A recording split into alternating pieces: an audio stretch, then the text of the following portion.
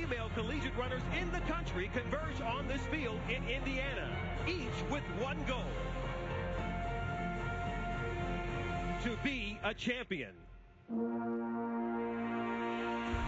The NCAA cross-country championships are next.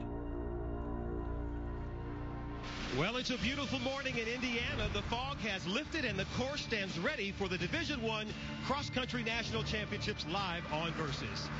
And hello, everyone. Along with Larry Ross and I'm Lewis Johnson. For the next hour and a half, you're going to be a part of crowning a national championship in cross-country, both for the men and women, individual and the team title. Let's get right to it, Larry. The men are on course first, and it seems that Stanford's Chris Derrick has stamped himself as the favorite. I think he is, Lewis, by a slight margin over Sam Chalenga, who we'll touch on in a minute. But he is undefeated this year as Chris Derrick, and he's led a young team at Stanford to great, great success. There are some of his attributes. You see him 4 times. He's been an All-American. We'll touch on that later in the show. And cross-country, indoor, and outdoor track as a freshman at Stanford. Well, Larry, we have a chance to introduce the third member of our team, Kat Anderson. And a moment ago, she caught up with his coach, Jason Dunn.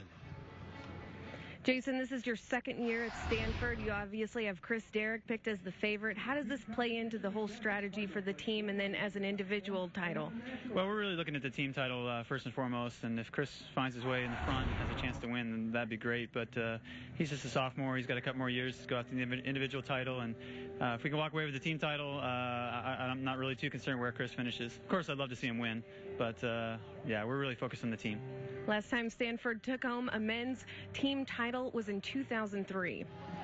All right, Kat. Well, we know that Chris Derrick's not going to run away with this thing because Sam Chalenga of Liberty University is also looking for that national championship. Lewis, he makes every race exciting. You never know whether he's going to tear up the course in the beginning or surge in the middle part of the race. Chalenga is a great presence here at this meet. Finished second last year, looking for the winner's circle this year. And as we keep an eye on those individual competitors, we'll also keep a close eye on the team story. And, Larry, who do you like in 2009? I think, Lewis, it comes down to 2 teams. It'll be Oklahoma State with Coach Dave Smith having a great group of young athletes, and I think that the other team, of course, is Stanford, which we've talked about. Big move made early in this year by the all-Kenyan team of their top runners from Alabama, who were 10th in the beginning of this season back in September with the panel of coaches that chose these athletes, but Oklahoma State, Stanford right up top all year long. Well, later in our show, the women will take the course, and everyone's talking about Colorado's Jenny Behringer. She seems to be, at the moment, unbeatable.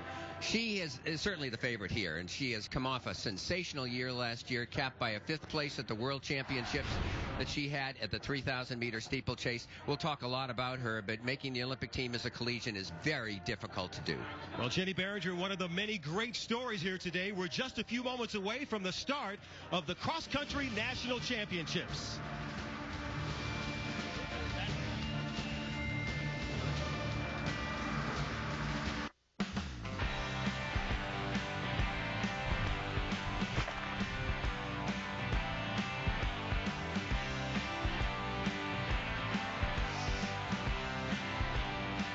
Just moments away from the start of the men's race, 10,000 meters, the men's national championship here at the Laverne Gibson Championship course on a beautiful morning, Larry, 47 degrees. And for everyone who was here last year, they're just so excited that it's much warmer and absolutely no wind as we look at the 255 men ready to take the course. They're in boxes based on their school, Lewis, spread across the starting line that's over 150 yards wide.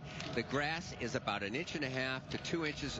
It's higher than last year, making for a softer landing, making it, the course, a little bit slower. Had a lot of rain coming into this meet, and 4 days ago it stopped raining. The course is still a little wet and soggy.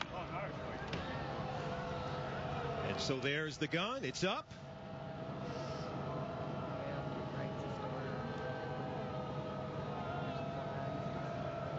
Flag is down there.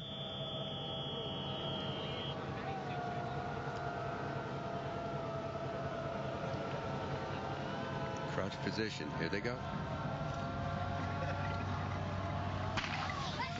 And a fair start in the men's cross-country national championships here in Terre Haute, Indiana.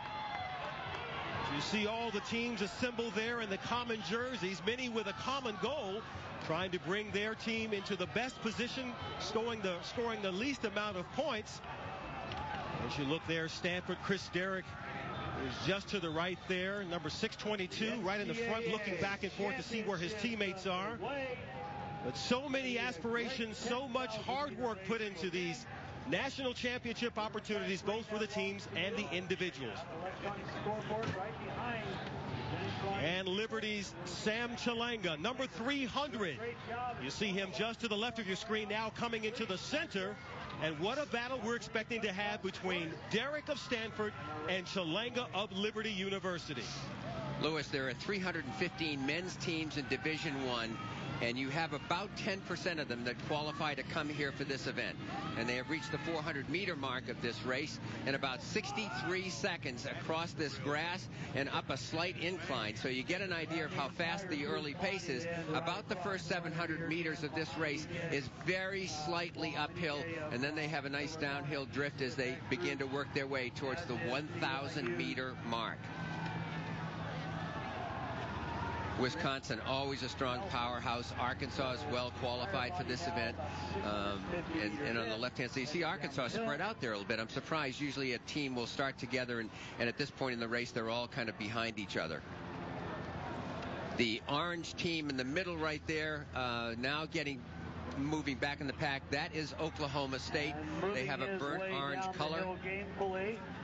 One of the favorites. And Larry there just to the left of the screen, again moving right into the center. There is Sam Chalanga of Liberty University. He's got bib number 300 on right in the center of your screen. And remember last year the incredible pace that he took this race out in. Right now staying close with the rest of the field. Larry, as they get underway here on this course, let's take a look at the course map to see what they'll have to traverse to win a national championship. 10,000 meters, 6.2 miles. Then they go down this straightaway of 700 meters, past the 1K mark. And there, on the backside that you see, that's where the hills are. And the hills have the gray in them. The downhill slopes are the white. And they pass by the 5,000 meter mark. They'll come by the finish line again and repeat that course a second time.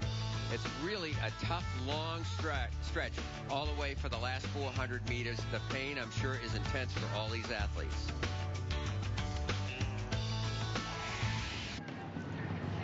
Well, one of the other elements that we enjoy watching at the Cross Country National Championships are the fans that are running across this course. There you see them with their flags going from spot to spot to be able to cheer on their favorite athlete, their favorite team, yell out the splits. It's all part of this cross-country weekend. Last year, Lewis, 5,000 people paid $5 each to come in here, and 5,000 people got a workout. They did. Well, speaking of a workout, Sam Chalanga there on the left of the screen in bib number 300. He's got the early lead, and right behind him, Chris Derrick, not far off the pace. Quick pace, first 1,000 meters was covered in 2 minutes and 42 seconds. We'll get you the splits for 2,000 meters and try and break that down to give you an idea of how fast their first mile is. Chalanga doing what he seems to do best. He loves a solid, fast pace. And Daniel McNeil of Northern Arizona, he's in bib number 432. That's him tucked in right behind Chalanga. So McNeil looking good early on here in this 10,000 meter run.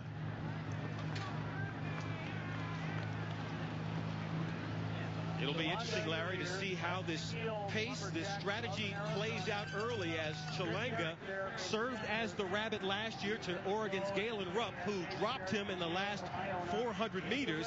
But now Chalanga has really got to decide whether or not he wants to attack early like he did in 2008, or if he's going to kind of lay back there with Chris Derrick, who you can barely see the top of his head.